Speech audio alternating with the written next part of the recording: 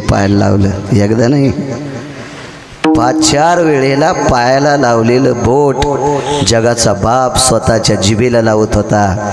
म्हणजे तुकोबरायाच्या पत्नीच्या पायाची माती खाण्याची अपेक्षा विटेवरच्या मालकाने करावा.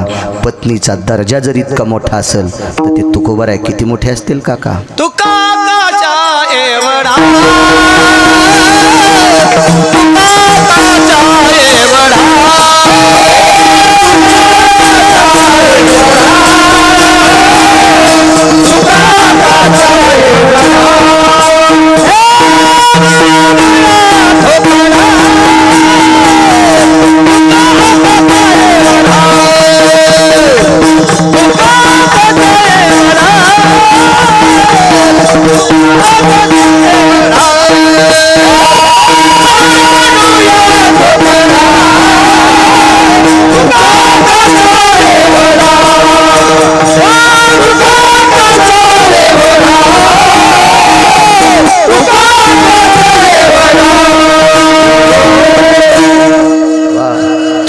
आकाश एवढा आणि एवढ्या मोठ्या माणसाला मारुतीरायाच्या पाय पडायची गरज असावं. ही झाली तुकोबरायाच्या भक्तीचं टोक. तुकोबरायाचा दर्जा होता तो दर्जा. दुसरी एक गोष्ट सांगतो तुम्हाला, यमाला भेट नाही असा माणूस आहे का कोणी? डॉक्टरनं गिरगावकराला सांगितलं घरच्या लोकायला की आता तुम्ही घरी घेऊन जा, 15-10 दिवस जितक्या दिवस वाचतील तितक्या दिवस पाहुण्या राहुण्याला बोलवा, तितकी सेवा करता येईल तितकी करा. हे 7-8 दिवसाची सोबती येतं. आता सोबती 7-8 दिवसाचं म्हणलं सगळे पाहुणे सफरचंद काजू बदाम पिस्ता सगळे घेऊन येऊ लागले. खा वाटते का मला? अरे सरी 20 दिवसा यम येणार आहे, खा वाटतात का ती काजू? अद्याप नाही. आगा मर हा बोलू मर जरी म्हणलं तरी ऐकावंसं वाटत नाही. तो सरळ यम आल्यावर किती भीती वाटती. आणि या यमाच्या डोक्यावर पाय दिला.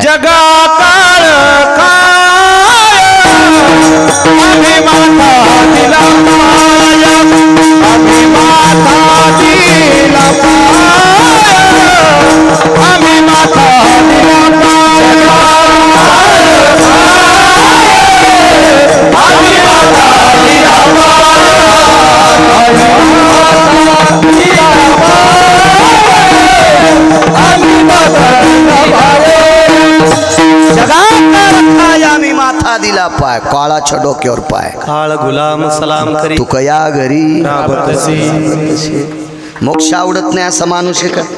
भेटत नाही द्या सोडून, पण आवडत नाही असा माणूस आहे का काका? नाही. मोक्ष सुखा किंवा मोक्षा माघरी कामारी दासी होय सांगू ऐशी तुका म्हणे. ही व्यक्ती तुकोबरायाची. एक सोपा मुद्दा सांगतो. या देशात 5 राजकारणी झाले. बाकीच्यांना राग येऊ देऊ नका बरं. या भारत देशाला 5च राजकारणी डॉन सापडले. एक भगवान श्रीकृष्ण परमात्मा, एक कनक, एक विदूर, एक राहू द्या 5वा राजा रयतेचे राजा छत्रपती शिवाजी महाराज. होतील, आपण आहे तोपर्यंत होतील, आपण मेल्या होतील, पण या 5 लोकांसारखे नाहीत होणार. चंद्र सूर्य तोपर्यंत या 5 लोकांसारखे राजकारणी होणार नाहीत. मग 5 राजकारणातल्या डॉन लोकांपैकी एक राजकारणातला डॉन लेकरावर आई जितकं प्रेम करते इतकं प्रजेवर प्रेम करणारा रयतेचा राजा तुकोबरायाच्या चरणावर नतमस्तक होत होता. काय अधिकार असेल तुकोबरायाचा? किती मोठा अधिकार असेल? मग एवढा अधिकार असताना तुकोबराय पाला खाणाऱ्याला शरण जातात.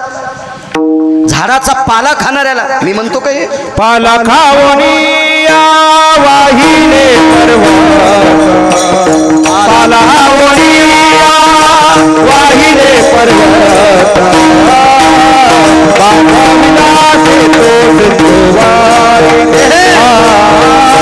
बांधिलासे तोड वारे,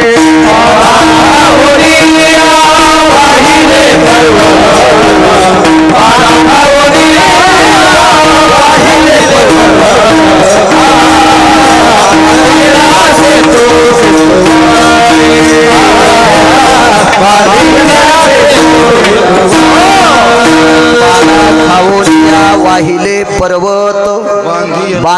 कैलासे तू सिंधुवरी 1200 किलोमीटर लांबीचा पूल बांधला समुद्रावर आणि खाल्लं काय?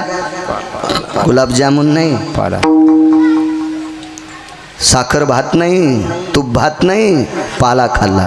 वणीच्या पाले खाईरा काय ताकद हो.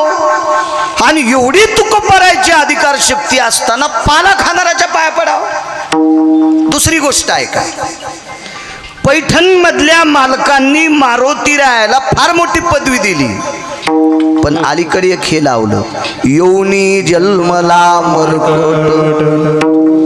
मरकट या शब्दाचा अर्थ पशु आहे, वानर आहे, जनावर आहे. योनी जन्मला मरकट, मग वानराच्या कुळात जन्माला आले. पण पुढचा अधिकार फार मोठा झाला, तो वैष्णवा माझी अतिश्रेष्ठ, हनुमंत मनावया कनिष्ठ, ऐसा पापिष्ट मी तर म्हणेल ऐसा भडवा कोण आहे. विठाला विठाला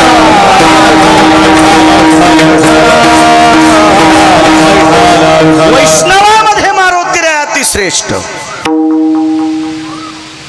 पाय पडले दुमत नाही, मारुती रे अधिकारी आहे. पण श्रुतीचा प्रश्न येतोय, तत्व सिद्धांतिकाचा प्रश्न येतोय, तुकोबारायला घ्यायचं काय होतं मारुतीरायाकडनं? काही गरज होती का तुकोबारायला मारुतीरायाच्या? पुन्हा शरण शरण जी हनुमंता, गरज असताना पाय पडत असेल नवल नाही. मी नेहमी सांगत असतो, नवरी कलेक्टर आहे. ए दादा आवाज माझ्याकडे बघत आहे, चांगली साऊंड सिस्टीम. नवरी कलेक्टर आहे, नवरीची आई कलेक्टर आहेत, नवरीचे वडील कलेक्टर आहेत. ज्याला दिली तो नवरदेव कलेक्टर आहे, पण नवरदेवाच्या आईला सही करता येत नाही. पैलवान, नवरदेवाच्या आईला सही करता येत नाही. करा सही तर लावा शाही. नवरदेवाच्या बापाला पण सही करता येत नाही. नवरीची आई कलेक्टर, नवरीचा बाप कलेक्टर, नवरी कलेक्टर, ज्याला दिली तो नवरदेव कलेक्टर. लग्न आटपलं सगळं. लग्न आटपल्याच्या नंतर एक सगळ्यात शेवटचा कार्यक्रम असतो, साड्याच्या नंतरचा एक कार्यक्रम असतो, परवर भरणे. परवर भरला, देव्हारा लुटला की मग नवरदेव निघत असते. पण ज्या वेळेला ती नवरी जे काय वाहन असते त्या वाहनात बसणार, तेवढ्या वेळेस वाटे लावायला येणाऱ्या सगळ्या लोकांचं ती दर्शन घेत असते. नवरी गाडीत बसणार, तेवढ्या अवकाशात नवरीची आई समोर आली आणि त्या गाडीच्या बाजूला विहीनबाई उभ्या होत्या. विद्यमान कलेक्टर बाई, विद्यमान कलेक्टर तिचे मालक. लाल दिव्याच्या दारात गाड्या, डिपार्टमेंटचे 50-50 लोक लग्नात पोशाखात. बाई गाडीतून उतरत असताना डिपार्टमेंटच्या माणसांनी दार उघडं. नवरीची आई खाली उतरली आणि खाली उतरलेली नवरीची आई नवरदेवाच्या आईच्या पायावर साष्टांग दंडवत घातला, पाया पडली, हृदयाला मिठी मारली आणि मानावर मान टाकून एक कानात शब्द टाकला, बाई काळीच तोडून तुम्हाला द्यायला लागली. माझी माय, मी काळीच तुमच्या हातात द्यायले, मी फुलासारखं सांभाळले, हिचा सांभाळ करा. पाया पडली, पण स्वार्थ होता. काय स्वार्थ होता? माझ्या लेकरावर प्रेम करा, हा स्वार्थ होता. तुकोबारायला असं काही मागायचं होतं का? पैसा जर मागायचा असेल तर पैशाचा मालकच त्यांच्या धर्मपत्नीचा पाय धरून काटा काढायचा. आणि पैशाच्या बाबतीत प्रेमच नव्हतं. सोने रुपे आम्हा मृत्तिके समान,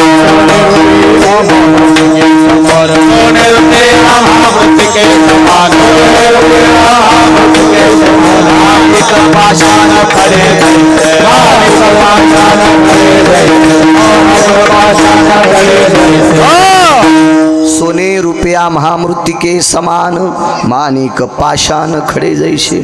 सोन्याला मातुडं समजणारा माणूस काय म्हणून कोणाच्या गतुड्यासाठी पाया पडेल? पण एवढी व्याप्ती असताना तरी पण मारुती राहायला का शरण? तुम्ही जेवढा आशीर्वाद देताल तेवढा गिरगावचा बाळू बोलण्याचा प्रयत्न करेल. तत्पूर्वी मोठ्या श्रद्धेने, मोठ्या अट्टासाने आजचा हा तुम्ही ज्याला भंडारा म्हणता, मारुतीरायाच्या देवतेच्या सानिध्यात केलेला जो महाप्रसाद असतो ग्रामदेवतेच्या बाबतीत, त्याला नगरभोजन, फार मोठा एक प्रसाद भंडाऱ्याचा कार्यक्रम मोठ्या आदराने, मोठ्या भावयुक्त अंतकरणाने, श्रद्धेनं, सद्भावनेनं पावडे कुटुंबियांनी केला.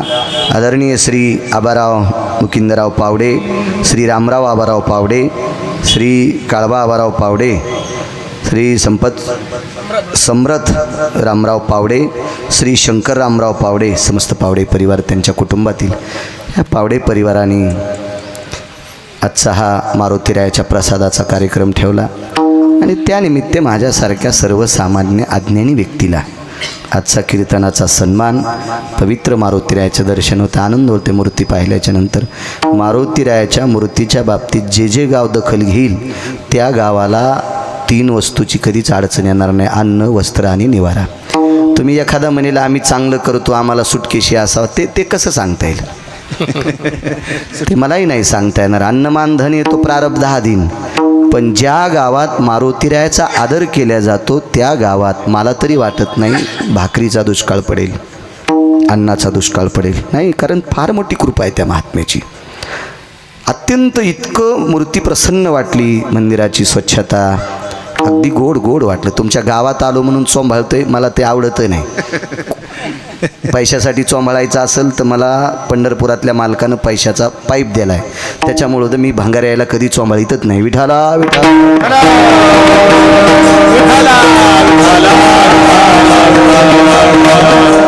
मला वाटतंय कंबर बांधलेल्या लोकांना माणसाची स्तुती करीत असताना जरा लाजलं पाहिजे. काही इतके पांचट आहेत की पांचटपणा सुद्धा त्याला लाजला. अनावश्यक स्तुती करणं ब्राह्मण कापल्याचं पाप लागतंय. ऐका पंडित जन तुमचे वंदितो चरण, नका करू नरा स्तुती,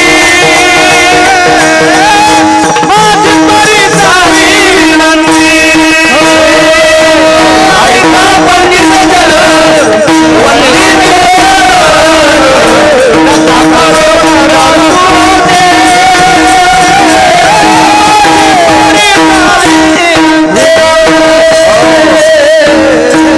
पुरावा आहे मालकाचा. ऐका पंडित जन तुमचे वंदितो चरण, नका करू हलकाटायची स्तुती, तुम्हा करीतो विनंती. नाही चोंबाळायचं.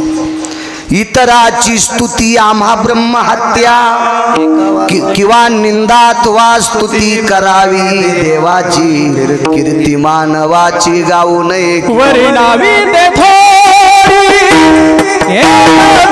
विठ्ठलाची, कीर्ती मानवाची, वरी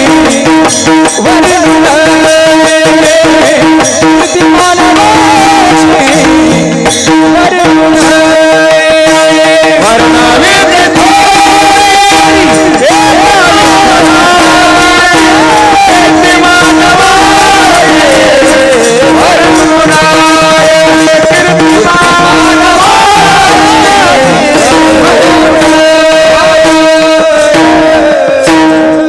उतार संदेशी घ्यायचा. निंदा अथवा स्तुती करावी देवाची. हिम्मत असेल तर त्याची स्तुती करा, अंतकरणात भाव असेल तर. आणि असल धमक तर निंदाही करा ना, पण त्याचीच माणसाची स्तुती बी करायची नाही. आणि निंदा केली तरी बदके खातान, आणि स्तुती हलकटाची केली तर यमरट्टी देईन. विठाला विठाला.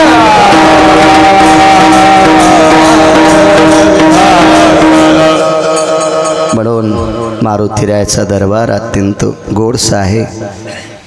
गावात जेवढ्या आडनावाची माणसं असतील विठ्ठल भाऊ सगळ्यांना धन्यवाद.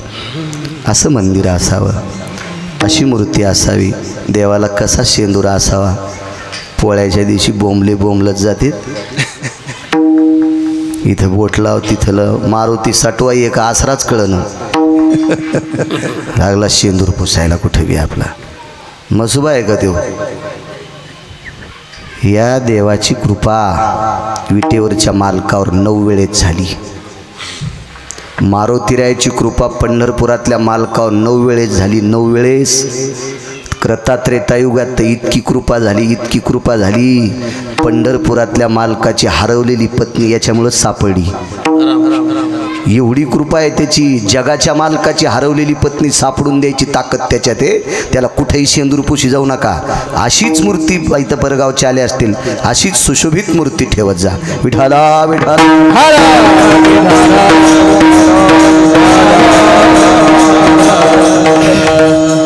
तारखेच्या संदर्भात श्री संपर्क करत होता.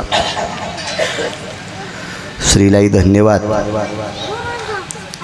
बऱ्यापैकी यजमान कुटुंब आहे, शेतात पश्चिम महाराष्ट्रातल्यासारखं घर बांधलं, चांगली माणसं आहेत. असा आदर्श घ्यायला पाहिजे, थोडंसं बाजूला निघायला पाहिजे. शेतात जर एखादं फार्म हाऊस केलं आणि तिथं राहिलं की उठल्या शेतच दिसतंय. त्या शेतातले प्रसन्न तरुण दिसतात, प्रसन्न तरू दिसतात, प्रसन्न पीक दिसतंय. आणि मग माणसाला वरी जाण्यासाठी कोणी रोखू शकत नाही. कधी कधी काही गोष्टीचा त्याग करणं अत्यंत गरजेचं आहे. आपल्यापेक्षा 30-40 वर्ष पश्चिम महाराष्ट्रातले लोक पुढे आहेत. याचं कारण आहे ते 60 वर्षापूर्वी शेताशी प्रेम केलं आणि शेतात राहायला गेले. छान वाटलं. यजमानाचं घर मळ्यात बांधलं, आनंदाचा योग आहे. विठाला विठाला.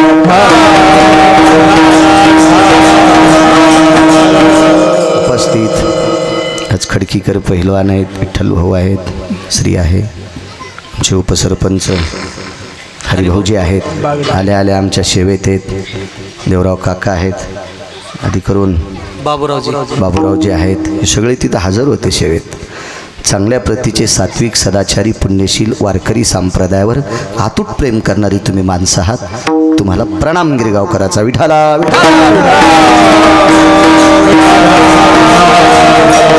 गोड अशी मृदंगाचार्य महाराज तुम्हाला सुद्धा प्रणाम करतोय. हे सुधीर महाराज असतील त्यांनाही प्रणाम. विश्वजित महाराज तुम्हाला सुद्धा प्रणाम. काका या परिसरातलं वैभव आहेत त्यांना सुद्धा प्रणाम. उतरेश्वर बापू आहेत सोबत, खूप पाठांतरी त्यांनाही प्रणाम. बाजूचे गोविंद महाराज आहेत. आदी करून सर्व मस्तक माझा पायावरी या वारकरी संतांच्या. विठाला विठाला.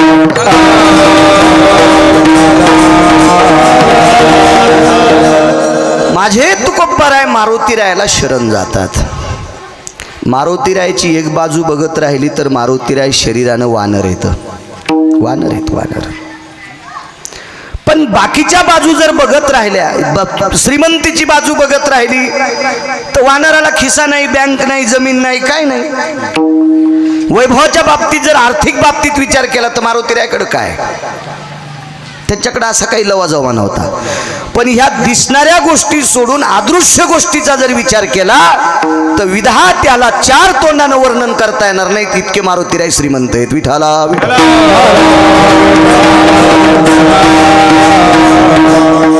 तुकोबाराय शरण जाण्याचं कारण सांगतो. द्वापार युगामध्ये पंढरपुरातल्या मालकानं ठरलं भजन करणाऱ्याला दिल्लीची गादी द्यायची.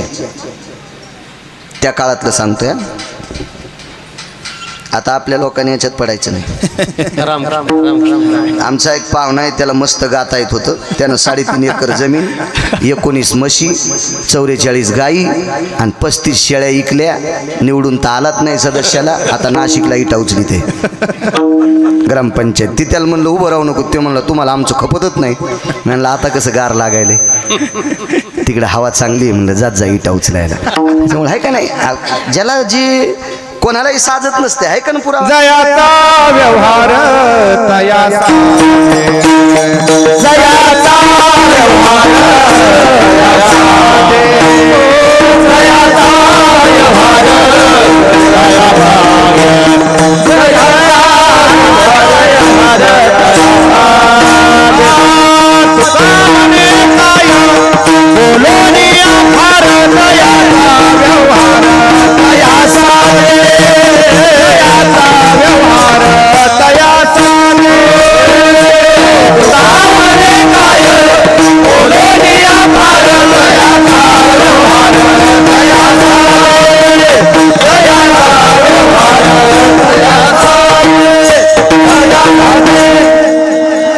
ज्याला साचते त्यानं त्या गोष्टी करायच्या असतात.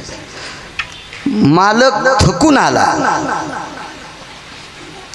दारातलं कुत्रं उठलं, मालकाच्या कमरावर पाय टेकले. पुढचे कुत्र्यानं काका पुढचे पाय कमरावर टेकले. पुढं इथं मालकानं कुत्र्याला चोंबाळलं आणि बाजूला सोडलं. गध म्हणलं यानं कसं काय पाय टेकल्यावर चोंबाळलं, तर गध्याचे पाय उच होते आणि मालकाच्या खांद्यावर गेले. मालकानं चांगल्या रूमण्यानं तेल लावलं गध हाणलं. 2-3 महिने तर त्याची पाठच नीट होईना गेली.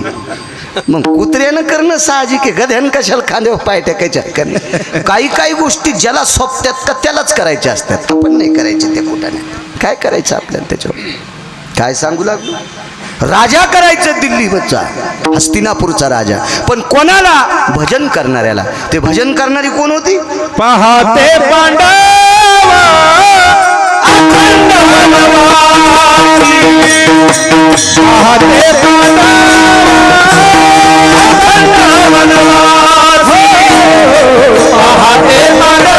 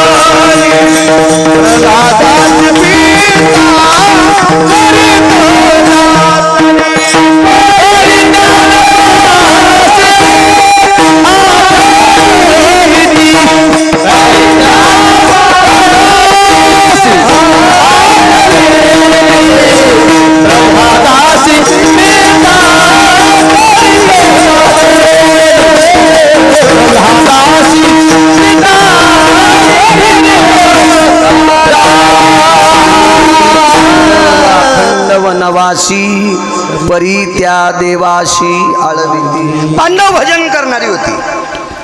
पांडवामध्ये एक व्यक्ती तासा भजन करायचा, झोपी गेल्यावर पण भजन. तयाची वरुथा काया रोम घोकीत नारायणा. अर्जुनाच्या अंगावरचे रोम कृष्ण कृष्ण नारायण नारायण म्हणायचे. द्वैपायनाय मुच्यते नाम यत्प्रधी कायानाम स्थितो नामने द्वैपायनाय जयम कृष्णाय मुच्यते नमः. नैवम गिरगावकर लिखितम. पुरावा आहे पुराणाचा की झोपी गेल्याच्या नंतर ज्याच्या अंगावरचे रोम कृष्ण कृष्ण म्हणतात ते सामान्य भजने असेल, साधा भजने असेल तो. याच्या पलीकडचं बघा. आपण त्यांच्या पायाला चिटकल्याची मातीच्या कणाची सुद्धा बरोबरी करू शकत नाहीत भजनाची. अहो अज्ञातवासात ज्या बाईनं 48,324 दाशा हाताखाली कामाला ठेवल्या, 48,324 गोळ्या नाही संपल्या माझ्या, वाचून सांगतोय. 48,324 दाशा होत्या भांडे घासायला. आणि त्या बाईला दुसऱ्याचं शेण काढायची वेळ आली आणि शेण काढता काढता मालकीनीने सांगितलं दळायला बस जात्यावर, तर दळता दळता सुद्धा पंढरपुरातल्याच गीत गायलं. इतकी भजन करणारी परंपरा पांडवाच्या कुळातली होती. तिचं नाव होतं द्रौपदी.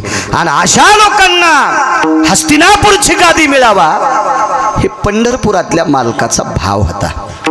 पण भानगड अशी झाली सज्जनांनो, ज्यांच्याकडून हिसकून घ्यायची त्यांच्याकडं माणसं निष्ठावंत होते. निष्ठावंताला किंमत असते बरं का, कशात बी. निष्ठेनं भजन करतो का त्याला किंमत आहे.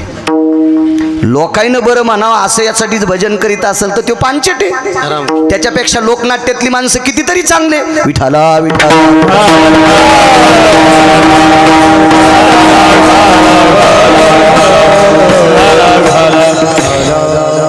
निष्ठेला किंमत आहे. तुमच्या राजकारणात पण निष्ठेलाच किंमत आहे.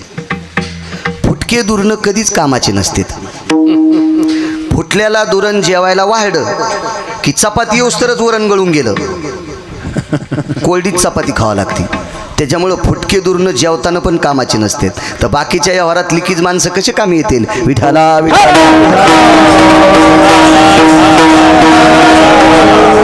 संप्रदायात म्हणत असतील काका मी चांगलं भजन करतो, मी चांगला पकवाद वाजितो, मी चांगलं कीर्तन करतो. आपल्यामुळं परमार्थ नाही, संप्रदायातल्या निष्ठावंत श्रोत्यांमुळे आपला परमार्थ आहे. विठाला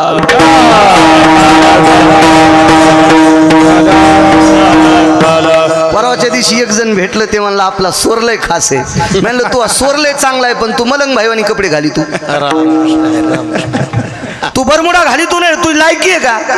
आणि तुला आम्ही वारकरी म्हणावं, आमचे पूर्वज नरकाला जातील. विठाला विठाला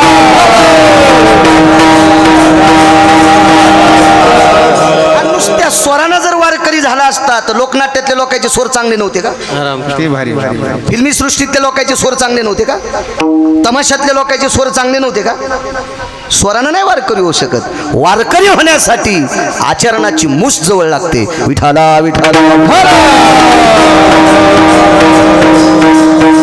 नामा माने नामा गोविंद माझ्यासी दरिद्र वस्त्र होती अरे जना दरिद्र वस्त्र होती अरे जना नामा माने नामा गोविंद दरिद्र वस्त्र होती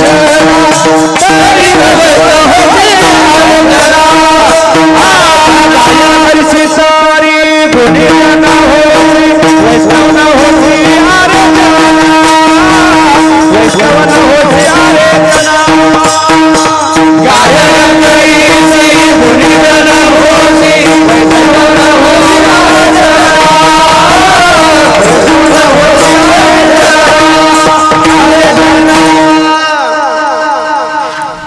ऑस्कर नावाचा पुरस्कार भेटला गुलजारला. जातीनं मुसलमान होता आणि ऑस्कर नावाचा पुरस्कार विदेशातून मिळत असतो. गुलजार होता, गुलजार फिल्मी सृष्टीतला. मी काय पिक्चर पाहत नाही पण मला थोडा थोडा इतिहास वाचायचा नाद आहे. दोन लोकायला मानायचं, ज्यानं चांगल्याचं ऐकिले त्याला मानायचं आणि ज्यानं जास्त वाचिले त्याला मानायचं. बहुश्रुत आणि बहुवाचक. आणि ह्या दोन गोष्टी करून जो आचरणात वागतो त्याला मानायचं. भंगिऱ्यांना मानल्यावर घराला कुलूप लागत असते. विठाला विठाला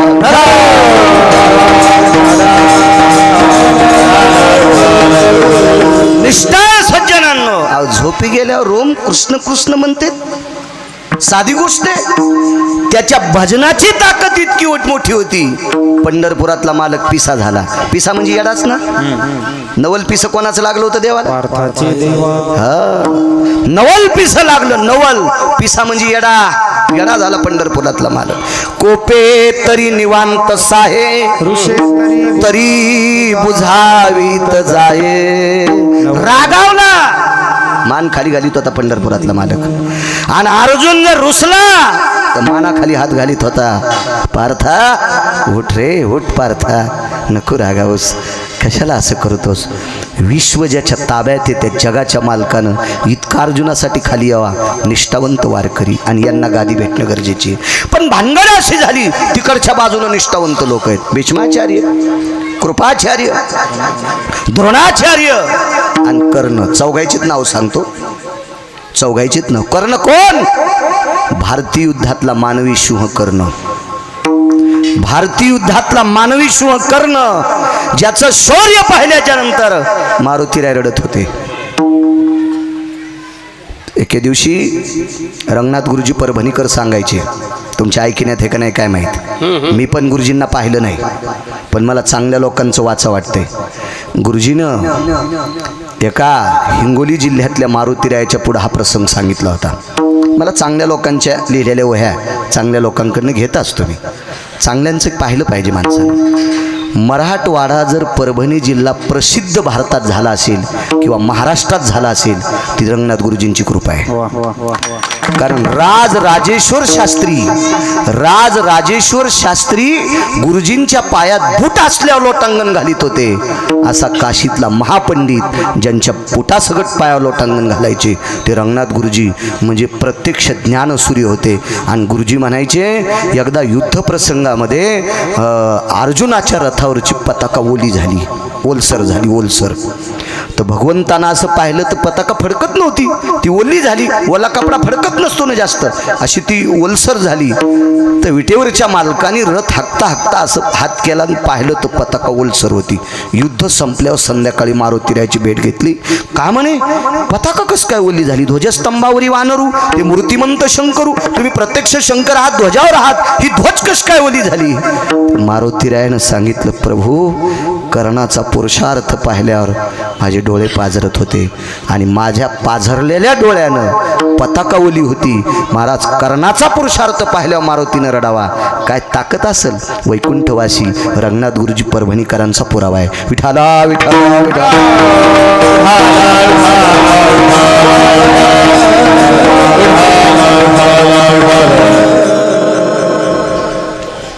तो कर्ण त्या बाजूने, भीष्माचार्य त्या बाजूने आहेत. ब्रह्मचारी आहे,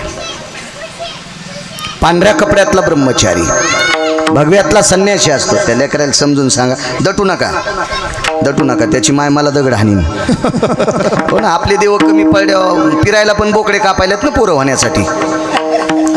त्याच्यामुळे ती मला एखादा दगड हाणायची, मेला वांजे काय म्हणून. विठाला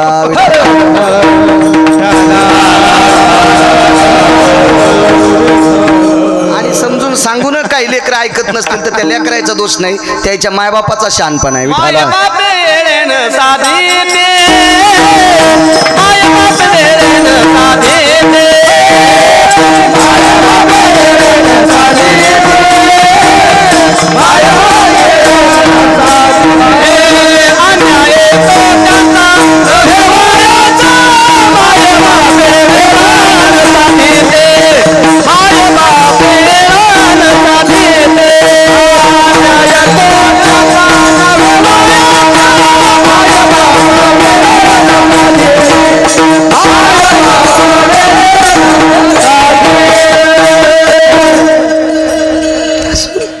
घरच्या लोकांचं थोडंसं का असतंय ते चला चलत राहते काका. मला वाटलं इतक्या टोकाला जाताना मला नव्हतं माहिती.